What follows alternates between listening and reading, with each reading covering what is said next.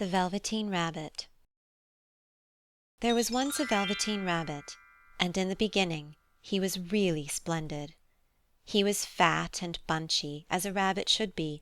His coat was spotted brown and white. He had real thread whiskers, and his ears were lined with pink sateen. On Christmas morning, when he sat wedged in the top of the boy's stocking, with a sprig of holly between his paws, the effect was charming. There were other things in the stocking, nuts and oranges and a toy engine, and chocolate almonds and a clockwork mouse, but the rabbit was quite the best of all. For at least 2 hours the boy loved him, and then aunts and uncles came to dinner, and there was a great rustling of tissue paper and unwrapping of parcels, and in the excitement of looking at all the new presents, the Velveteen Rabbit was forgotten.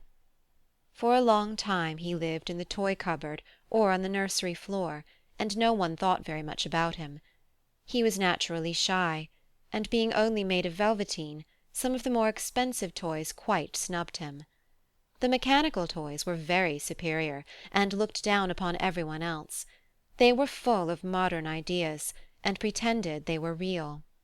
The model boat, who had lived through 2 seasons and lost most of his paint, caught the tone from them, and never missed an opportunity of referring to his rigging in technical terms. The rabbit could not claim to be a model of anything, for he didn't know that real rabbits existed. He thought they were all stuffed with sawdust like himself, and he understood that sawdust was quite out of date and should never be mentioned in modern circles. Even Timothy, the jointed wooden lion who was made by the disabled soldiers and should have had broader views, put on airs and pretended he was connected with the government. Between them all the poor little rabbit was made to feel himself very insignificant and commonplace, and the only person who was kind to him at all was the Skin Horse. The Skin Horse had lived longer in the nursery than any of the others. He was so old that his brown coat was bald in patches and showed the seams underneath, and most of the hairs in his tail had been pulled out to string bead necklaces. He was wise, for he had seen a long succession of mechanical toys arrive to boast and swagger, and by break their mainsprings and pass away, and he knew that they were only toys, and would never turn into anything else. For nursery magic is very strange and wonderful, and only those playthings that are old and wise and experienced, like the Skin Horse, understand all about it.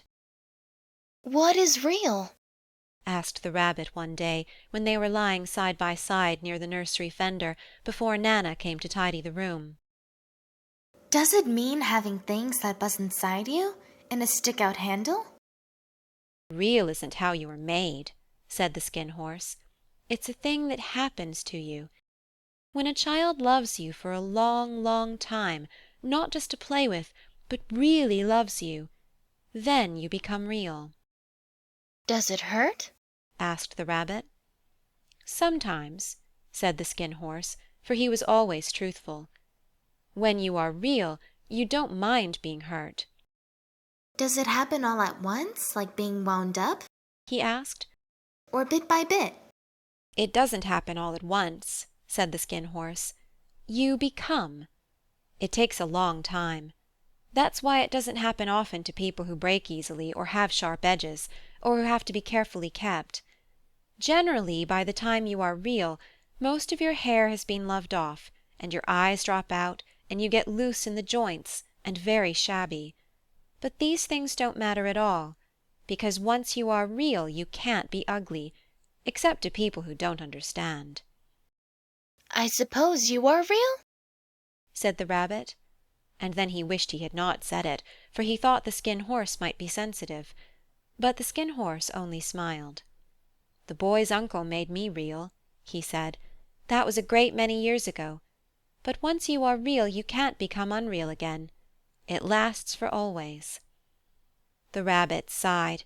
He thought it would be a long time before this magic called real happened to him. He longed to become real, to know what it felt like. And yet the idea of growing shabby and losing his eyes and whiskers was rather sad. He wished that he could become it without these uncomfortable things happening to him. There was a person called Nana who ruled the nursery. Sometimes she took no notice of the playthings lying about, and sometimes, for no reason whatever, she went swooping about like a great wind and hustled them away in cupboards. She called this tidying up, and the playthings all hated it, especially the tin ones. The rabbit didn't mind it so much, for wherever he was thrown he came down soft. One evening when the boy was going to bed he couldn't find the china dog that always slept with him. Nana was in a hurry, and it was too much trouble to hunt for china dogs at bedtime, so she simply looked about her, and seeing that the toy cupboard door stood open, she made a swoop. "Here," she said, "take your old Bunny. He'll do to sleep with you." And she dragged the rabbit out by one ear and put him into the boy's arms. That night, and for many nights after, the Velveteen Rabbit slept in the boy's bed. At first he found it rather uncomfortable, for the boy hugged him very tight, and sometimes he rolled over on him, and sometimes he pushed him so far under the pillow that the rabbit could scarcely breathe. And he missed, too, those long moonlight hours in the nursery when all the house was silent, and his talks with the Skin Horse. But very soon he grew to like it, for the boy used to talk to him, and made nice tunnels for him under the bedclothes that he said were like the burrows the real rabbits lived in. And they had splendid games together, in whispers, when Nana had gone away to her supper, and left the night-light burning on the mantelpiece. And when the boy dropped off to sleep, the rabbit would snuggle down close under his little warm chin, and dream, with the boy's hands clasped close round him all night long. And so time went on, and the little rabbit was very happy, so happy that he never noticed how his beautiful velveteen fur was getting shabbier and shabbier, and his tail becoming unsewn, and all the pink rubbed off his nose where the boy had kissed him. Spring came, and they had long days in the garden, for wherever the boy went, the rabbit went too. He had rides in the wheelbarrow, and picnics on the grass, and lovely fairy huts built for him under the raspberry canes behind the flower border. And once, when the boy was called away suddenly to go out to tea, the rabbit was left out on the lawn until long after dusk, and Nana had to come and look for him with the candle, because the boy couldn't go to sleep unless he was there.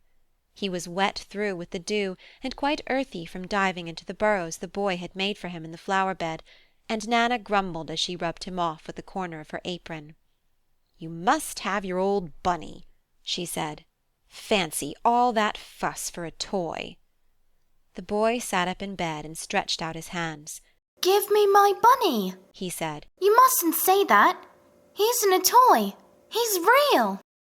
When the little rabbit heard that, he was happy, for he knew that what the Skin Horse had said was true at last.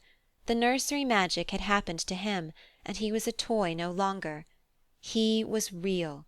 The boy himself had said it. That night he was almost too happy to sleep, and so much love stirred in his little sawdust heart that it almost burst. And into his boot-button eyes, that had long ago lost their polish, there came a look of wisdom and beauty, so that even Nana noticed it next morning when she picked him up and said, "I declare, if that old Bunny hasn't got quite a knowing expression."